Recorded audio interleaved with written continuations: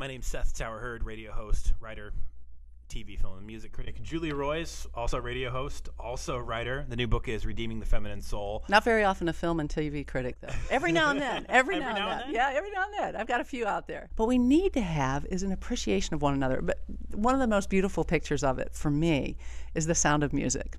One of my favorite movies. Now, you may hate it because maybe there's a lot of cheesy things about it. The old... I love The Sound of Music. It's a moment, as a critic, I'd say it's a significant moment in film. I don't know that I pull it out and watch it, but I certainly appreciate what it did. The one part that I've never heard anybody talk about, and I probably noticed it because this is an area of extreme interest for me. But here you have a woman, Maria van Trapp, who is beautifully feminine, like just so nurturing. So she comes into this home, and there's the captain, right? And the captain's lost his wife. And ever since she died, there's no music in the home.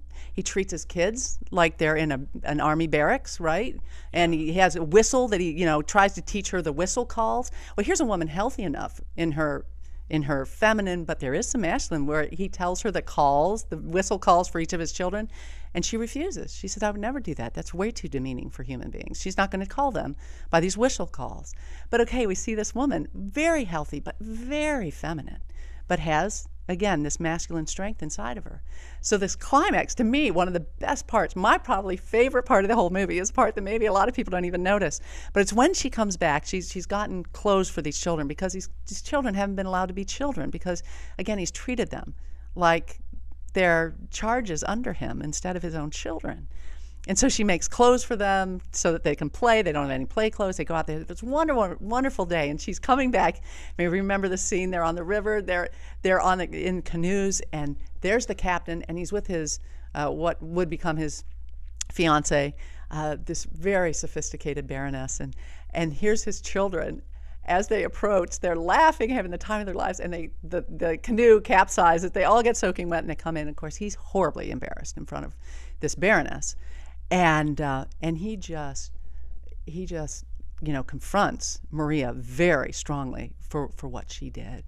And she, in this moment, confronts him and says, here are your children, and they need you, and you need to love them, and you have not loved them. And she says, please love them. And she pleads with him, and he won't have any of it. And it's just an incredibly emotional scene. But what happens is, then he walks in the house, and Maria has taught the children music and taught them this song. He comes in and he hears the music, and he sees his children singing Edelweiss, and something comes alive inside of him.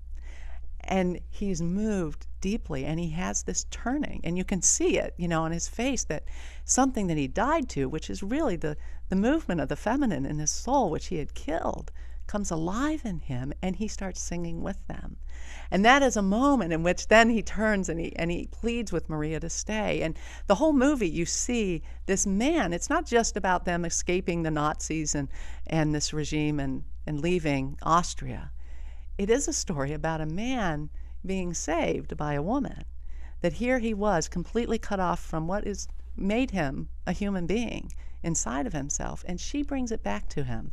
And that is the beauty of the masculine and the feminine working together, where we call out in a man that beautiful, feminine side of him that hopefully he isn't afraid of and he's able to embrace. And a man can bring out in a woman an ability to have strength and to stand up and to say what she needs to say. But together we do this, and we become better together because we need one another. Not that we're the same, not that we function the same, we are different, but we need each other, and we need each other in our beauty, and we need to value what the other person brings to the table. Okay, I want to close this on this, because this is, that hit with me enough that I'm a radio host, and I'm stumbling because it was so good. The book is Redeeming the Feminine Soul. If I can read it in Starbucks and be enthralled and not care what people think, it's probably a little more targeted to women, but I would say guys need it.